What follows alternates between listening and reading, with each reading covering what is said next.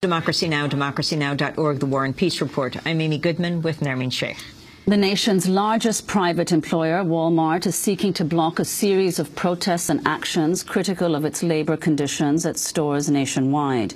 Late last week, Wal Mart filed an unfair labor practice charge against the United Food and Commercial Workers International Union, or UFCW, claiming it's unlawfully trying to disrupt its business.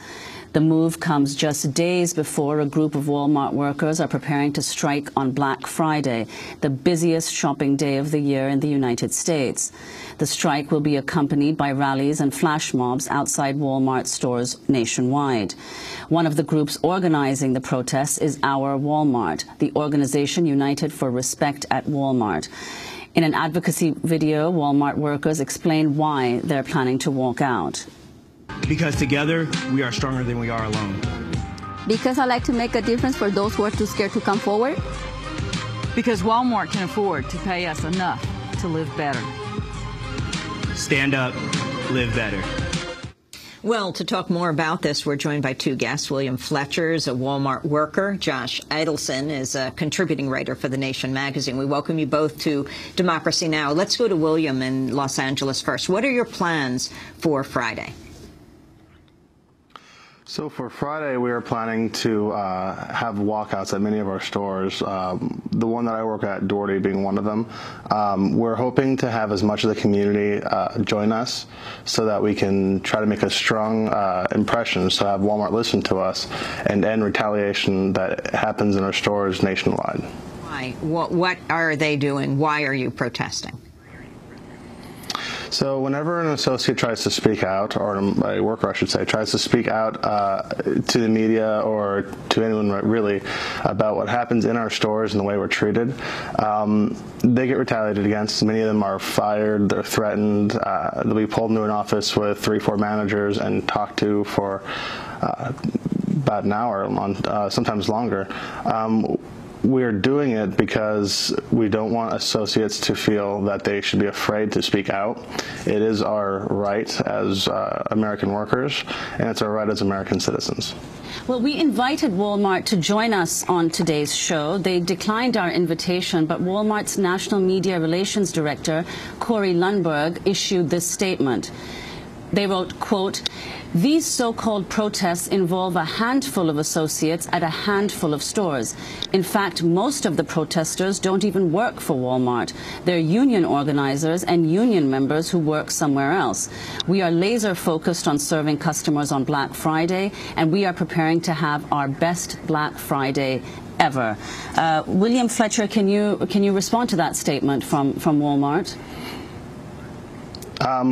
Well, simply, it's not true. Every member of our Walmart is a former Walmart employee. That's just fact. As to there's not going to be that many stores participating, we're looking at about 1,000 stores nationwide. I don't know if anyone would call that small. I would say that's quite large. And as to it being union, we're not. We are just the Walmart employees who have gotten together to say we're tired of the retaliation, we're tired of the way we're being treated. Josh Idelson, can you talk about, first of all, respond to what the Walmart spokesperson said, and also talk about the wider significance of these protests planned for Black Friday? Thanks, Nermeen. So Walmart has a public message and a private message. The public message is dismissing these workers as a fringe, dismissing the protests and the strikes as stunts. The private message takes place in captive audience meetings that the company holds on work time. Walmart, not a company that likes to waste money, is paying workers to sit in a room and be lectured to about why they shouldn't participate in these strikes. I talked, for example, to a worker in Oklahoma. I reported for The Nation on a meeting he sat in where a manager read off questions and answers. One question was, if we participate in this action, could we be fired? The answer was, no comment, and then the manager left. In terms of the larger significance, Walmart is a pioneer both in this low-wage business model, which even Walmart's union competitors have had to emulate or chosen to emulate. Walmart is also a pioneer in union busting, and the way that Walmart has perfected of fighting off unionization has been copied by other companies. So if you can beat Walmart, if you can make Walmart say yes when it wants to say no, all kinds of things are possible for the labor movement. If you can't, then there's a cramped future for the labor movement as more companies follow Walmart's lead. On Tuesday, the group Our Walmart announced they'd filed a charge with the National Labor Relations Board saying Walmart was making illegal threats to relations boards, saying Walmart to prevent workers from joining the Black Friday protests. In particular, they cited this statement by Walmart spokesperson David Tovar from Monday's edition of CBS Evening News. This is just another union publicity stunt, and the numbers that they're talking about are grossly exaggerated. If associates are scheduled to work on Black Friday, we expect them to show up and to do their job. And if they don't, depending on the circumstances, there could be consequences. Josh Idelson, can you respond to what this is all about and Walmart bringing charges against the protesters to the NLRB as well, even though they're not a union now? Yes, so my analysis for the nation of this charge, Walmart would have to prove two things. The first, they might be able to prove that UFCW, even though it's not the group named in the protests, has some legal responsibility. What would seem very hard for them to prove, based on everything that's public, is that these are strikes trying to win union recognition rather than strikes fighting back against retaliation. I've asked Walmart for evidence of that. They haven't provided any of it. And so what seems more likely is this charge is designed to make workers think that these strikes aren't legally protected, and it's part of a campaign to make workers believe that they could be fired if they participate on Friday.